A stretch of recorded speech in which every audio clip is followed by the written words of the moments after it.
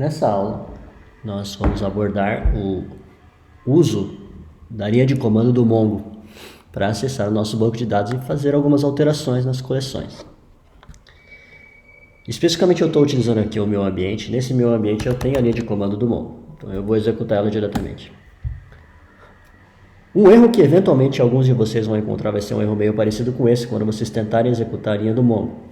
E essa linha basicamente ela está me informando que o daemon do MongoDB, né, o serviço do MongoDB, não está inicializado no nosso sistema operacional. E normalmente para executar ele, né, a gente precisa executar o comando mongod, que ele vai começar a executar esse daemon internamente. Só que ele travou meu terminal aqui, então eu vou mandar ele rodar em background. A princípio, então, agora ele continua rodando na aplicação e eu vou executar agora a linha de comando e como vocês podem ver ele se conecta e agora eu tenho acesso à minha linha de comando. Conforme eu mostrei para vocês anteriormente, o terminal de acesso do MongoDB ele funciona de uma forma bastante parecida com o terminal de acesso do MySQL, no qual eu tenho alguns comandos tipo o show databases, que ele vai mostrar os bancos de dados que já estão disponíveis no Mongo. Sendo que os bancos que já estão instalados aqui são os bancos admin, config, local. E eu posso, no Mongo, eu não preciso explicitamente dizer para ele criar um novo banco de dados, mas eu posso simplesmente falar para ele usar um. Por exemplo, eu vou falar para ele usar o exemplo 01 aqui. E a partir do momento que eu falo para ele utilizar o exemplo 01, ele já identifica que ele precisa criar esse banco, porque ele não existe ainda.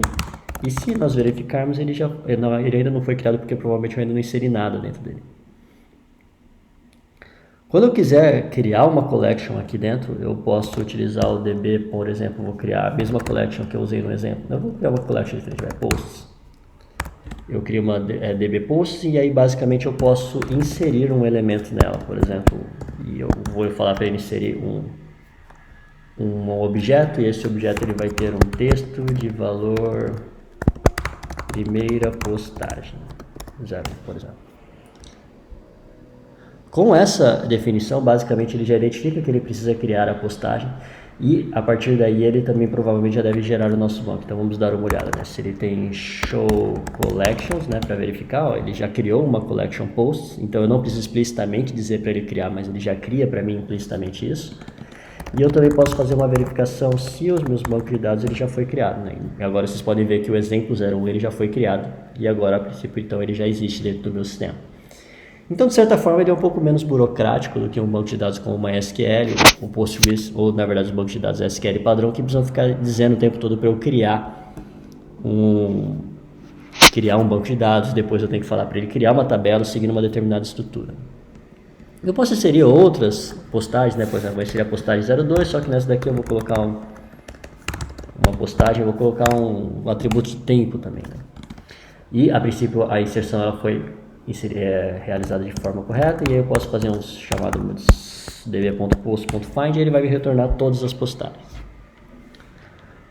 Um detalhe diferenciado do MongoDB com os bancos de dados SQL comuns é que a linha de comando dele de execução, né, o terminal de acesso ao banco, ele trata-se de um interpretador de código JavaScript, né? Então, a princípio aqui eu consigo inserir código de JavaScript. A sintaxe de acesso às collections e aos objetos, a princípio, ela é baseada em JavaScript. Então, ele tem um interpretador próprio de JavaScript que permite ser utilizado para vocês acessarem os dados.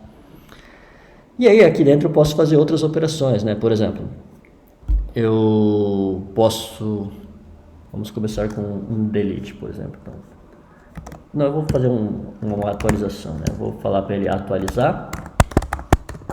E quando eu falo para ele atualizar especificamente, eu tenho que dizer qual que é o termo de busca que eu vou usar para atualizar. Eu vou falar que eu quero atualizar o meu documento que tem tempo igual a 30. E eu vou falar para ele atualizar, eu vou falar para ele acrescentar um campo novo, né? Por exemplo, autor. E aí eu vou falar para ele inserir como autor William. E aí basicamente fazendo essa alteração eu posso agora voltar e fazer um find e vocês vão verificar que ele alterou a estrutura da minha segunda tupla, do meu segundo documento ali, acrescentando a propriedade autor, né? O campo autor. E também aqui dentro eu ainda posso fazer o delete. O delete, se não me engano, também tem que falar quantos que são. Eu posso falar que eu quero deletar vários, eu posso falar que eu quero deletar um. O delete, da mesma forma, eu vou precisar definir um campo de busca dele, né? Que eu vou falar que eu quero procurar o texto.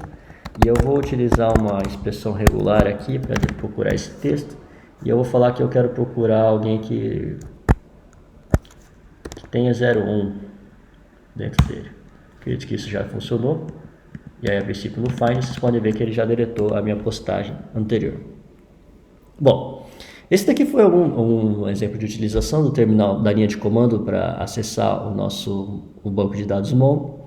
Eu utilizei comandos de busca, de atualização, de inserção, de deleção, que basicamente é o que vocês vão precisar saber para utilizar a nossa para construir as aplicações web iniciais de vocês.